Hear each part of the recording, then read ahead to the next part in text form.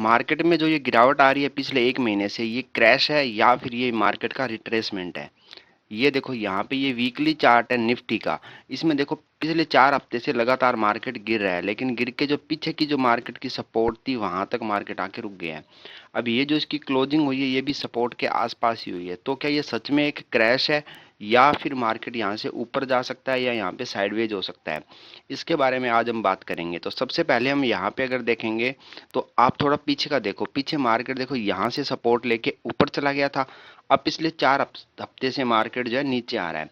पहले हफ्ते में मार्केट देखो अच्छा खासा नीचे आया, एक बड़ी कैंडल बनाई, फिर यहाँ पे देखो दो छोटी छोटी कैंडल बनाई थी।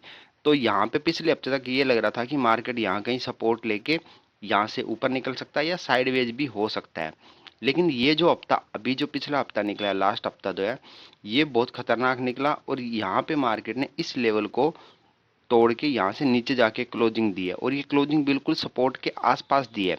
और इसको भी अगर आप थोड़ा सा देखोगे, ये वीकली चार्ट है, यहाँ पे देखो नीचे से कोई रिस्पॉन्स नहीं है, कोई यहाँ पे सपोर्ट पिक के ऊपर आके कोई ऐसा नहीं है कि सपोर्ट पे आया हो मार्केट तो यहाँ पे बायर्स ऊपर लेके गए, ऐसा कुछ भी नहीं है। बिल्कुल इसकी क्लोजिंग और इसका लो लो के पास क्लोज कर दिया, तो यहाँ पे कोई रिस्पांस भी नहीं दिख रहा। तो ऐसा लग रहा है कि मार्केट यहाँ से नीचे जा सकता है। लेकिन इसी में अगर हम थोड़ा पीछे जाके देखते हैं, ये वीकली चार्ट है, निफ्टी का चार्ट है, क्योंकि निफ्टी पूरे मार्केट को दर्शाती है। तो ये निफ्टी में अगर आप पीछे जाके देखो, थोड़ा सा पीछे का, तो ये देखो मार्केट में अच्छा खासा ट्रेंड है। ये कब से है ट्रेंड?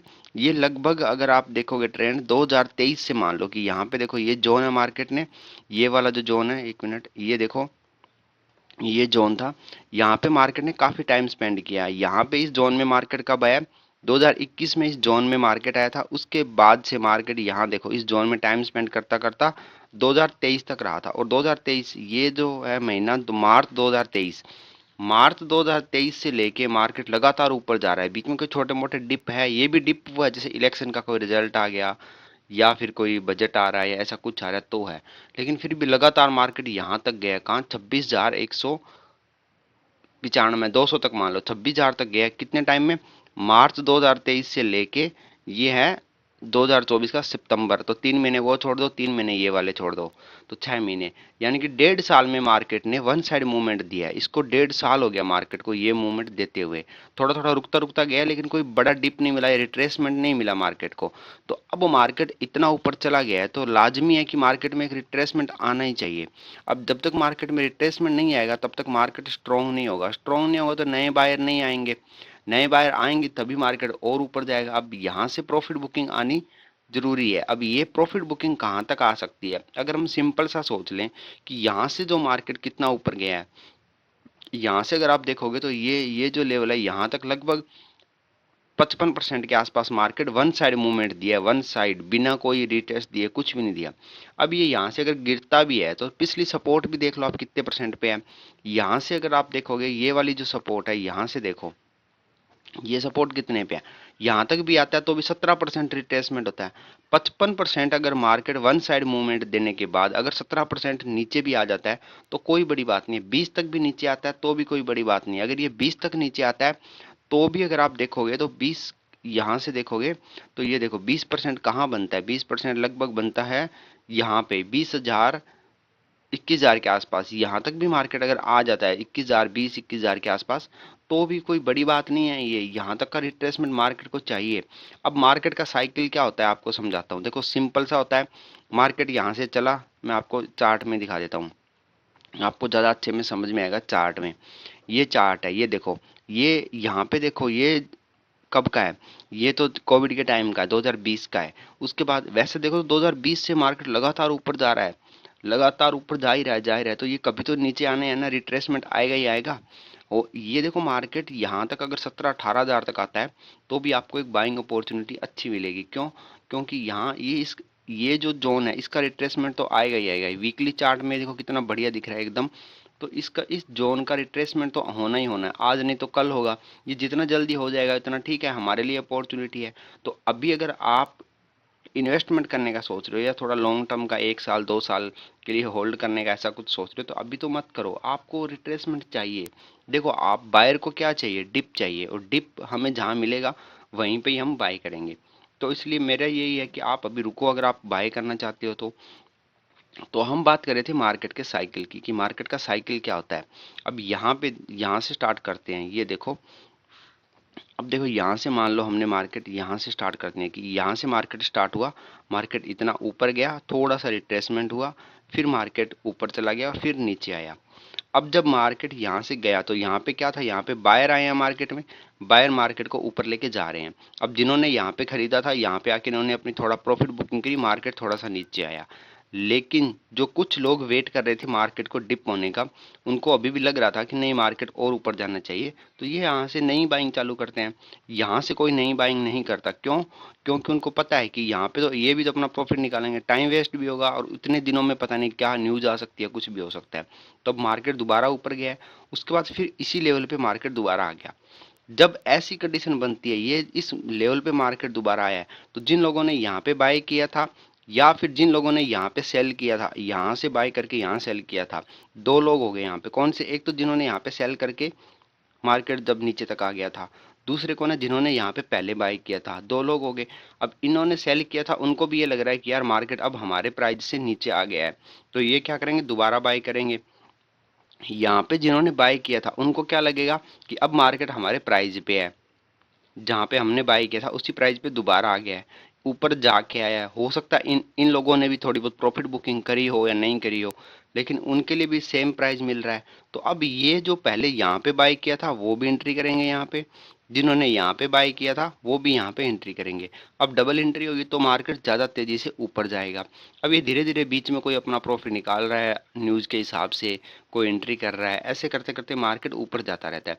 अब जब मार्केट यहाँ से निकल गया, इस जोन से मार्केट निकला है, ब्रेकआउट दिया मार्केट ने, देने के बाद देखो अब यहाँ पे अगर किसी ने एंट्री कर ली तो अच्छी बात है, नहीं कर पाया वो क्या वेट करेगा, दोबारा सपोर्ट के। अब जैसे मार्केट दोबारा सपोर्ट पे आया तो जो लोग यहाँ पे चूक गए थे वो दोबारा एंट्री इसमें फिर करेंगे। और दूसरा, यहाँ पे जो बड़े प्लेयर थे वो भी यहाँ पे अगर ये रिट्रेसमेंट होती है तो यहाँ पे क्या करेंगे, दोबारा एंट्री करेंगे। क्यों? क्योंकि अब उनको पता है अब यहाँ पे किसका पैसा आने लग गया, रिटेलर का, हमारे जैसे लोगों का पैसा आने लग गया। अब मार्केट में क्या न्यूज़ भी अच्छी आ रही है, लोगों का पैसा भी आ रहा है, सब कुछ आ रहा है, तो यहाँ से मार्केट क्या फास्ट निकलता है। अब जब यहाँ से निकल रहा है तो अब जो यहाँ पे बीच में जिन्होंने बाय किया था वो कभी तो अपना प्रॉफिट बुकिंग करेंगे।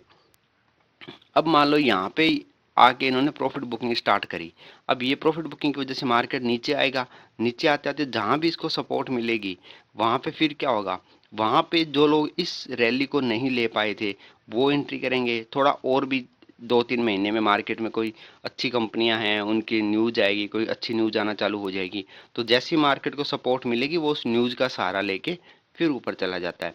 ये मार्केट का एक पैटर्न होता है, तो इस पैटर्न के हिसाब से अगर आप चलोगे तो ठीक है। अगर आपको हमेशा मार्केट में अपना सेटअप ढूंढना है, अपनी कंडीशन ढूंढनी है कि मुझे किस कंडीशन में ट्रेड लेना है। आज आपके पास 1 लाख रुपए हैं सपोज करो, तो आपको ये नहीं है कि आज ही आपको कुछ ना कुछ चाहिए, आज ही आपको कुछ ना कुछ मार्केट में लेना है। ये मार्केट में नहीं हो सकता, ये बाजार में हो जाता है, आप बाजार में जाके कुछ भी खरीद लो। लेकिन मार्केट में क्या आपको वेट करना होता है कि उस 1 लाख रुपए को बचा के रखना होता है, किस दिन के लिए, उस मौके के लिए जब मार्केट डिप मारेगा। कोई डिप मिलता है मार्केट में, जैसे यहाँ देखो कोई भी डिप मिला, इस यहाँ पे ये जो दिन है, इस दिन के लिए आपको पैसा बचा के रखना है, इस दिन के लिए पैसा बचा के रखना है। या जो ये ब्रेकआउट हो रहा है इस दिन के लिए पैसा बचा के रखना है। आपके पास इस दिन पैसा है, आपके कोई काम का नहीं है। आपके पास यहाँ पे पैसा है, यहाँ पे पैसा है, यहाँ पे पैसा है, आप खरीद सकते हो, ये मैं मना नहीं कर रहा, कोई खरीद नहीं सकता, लेकिन आप खरीदोगे, आप बिना लॉजिक खरीदोगे तो आपको निकलने का भी मौका नहीं मिलेगा। मुझे निकलना कहाँ है, कितना मेरा टारगेट है, क्यों मैंने खरीदा था, वो कुछ नहीं। आपकी प्रैक्टिस गलत हो जाएगी। मैं हमेशा बोलता हूँ कि प्रैक्टिस आपको परफेक्ट नहीं बनाती, प्रैक्टिस आपको परमानेंट बनाती है। अब आप प्रैक्टिस कर क्या रहे हो, आप अगर ये प्रैक्टिस कर रहे हो कि मुझे बेस पे खरीदना है या स्पॉट पे खरीदना है, तो वही आपकी धीरे धीरे क्या हैबिट बन जाएगी और आपकी लाइफ स्टाइल में परमानेंट हो जाएगा। अगर आप ये प्रैक्टिस डालते हो कि मैं पैसे अपने अकाउंट में रखूंगा, जिस दिन मेरे सेटअप के हिसाब से या मेरा जो सपोर्ट है वहाँ पे मार्केट आएगा, वहाँ पे मुझे कोई बुलिश पैटर्न मिलेगा तो मैं खरीदूंगा, तो वो आपकी प्रैक्टिस हो जाएगी और धीरे धीरे आप उसमें सक्सेस होना चालू कर दोगे। तो आपका तो इसलिए मेरा तो यही मानना है कि मार्केट में एक रिट्रेसमेंट बाकी है और हमें आराम से बैठ के उस रिट्रेसमेंट का वेट करना चाहिए। देखो पैनिक करने का कोई फायदा नहीं है। अगर आप तो दोस्तों मेरा तो अभी यही प्लान है कि मैं आराम से बैठ के वेट करूंगा, जैसे मार्केट में कोई रिट्रेसमेंट मिलेगा, मुझे कहीं सपोर्ट के आसपास कोई बाइंग अपॉर्चुनिटी मिलेगी तो मैं वहाँ बाई करूँगा। और बाय कौन से शेयर में करूँगा, जो निफ्टी में है, निफ्टी 50 या निफ्टी 100 तक की बाई करूँगा, इससे ज़्यादा नहीं जाऊँगा, अभी नहीं जाऊँगा। हाँ, स्मॉल कैप में इनमें आप जा सकते हो, अगर आपको लॉन्ग टर्म के लिए लेना है तो निफ्टी 100 निफ्टी 200 तक आप जा सकते हो। हाँ, आपको अगर हाई रिस्क कुछ पैसा, जैसे 10% या 20% जो पैसा मेरा है वो मैं हाई रिस्क में रखता हूँ, उसको मैं हाई रिस्क पे लगाता हूँ, उनको मैं स्मॉल कैप में, मिड कैप में, जहाँ भी मुझे, लेकिन एक चीज़ हमेशा याद रखता हूँ, मैं फॉलो यही करता हूँ, मुझे डिप चाहिए होता है। और एक चीज़ आरएसआई मुझे 30 के आसपास, 30 या 40 के आसपास चाहिए होती है बाइंग के लिए। मैं कभी भी वो वाला शेयर नहीं खरीदता जिसकी आरएसआई 70-80 के आसपास होती है, कभी भी नहीं खरीदूंगा। मैं 60 पे भी नहीं खरीदता, मुझे आरएसआई 20, 30, 40 के आसपास चाहिए, तभी खरीदता हूँ। अगर नहीं है, आरएसआई भी लो होनी चाहिए, मार्केट जो है सपोर्ट पे भी होना चाहिए, उसी शेयर को मैं कंसीडर करता हूँ, उसी को ही खरीदता हूँ। अगर आरएसआई ऊपर जा रही है तो मैं इतना ज़्यादा इंटरेस्टेड नहीं हूँ। क्यों? क्योंकि देखो, आरएसआई पे अच्छा भरोसा करता हूँ मैं, क्योंकि काफ़ी टाइम से मुझे ज़्यादा ये आरएसआई आती है। स्विंग ट्रेडिंग की बात कर रहा हूँ, ऑप्शन ट्रेडिंग में तो मैं ऑप्शन चेन का डेटा भी देखता हूँ और बहुत कुछ देखता हूँ। सिर्फ स्विंग की बात कर रहा हूँ कि स्विंग में आरएसआई अच्छे से काम करती है, तो स्विंग में मैं यही करता हूँ। बाकी आप क्या करते हो, आप अपना अपना रिव्यू कमेंट में डालना, और मेरी वीडियो में कुछ आपको अच्छा लगा हो तो बताना। और बाकी अगले टॉपिक पे बात करते हैं नेक्स्ट वीडियो में। धन्यवाद दोस्तों।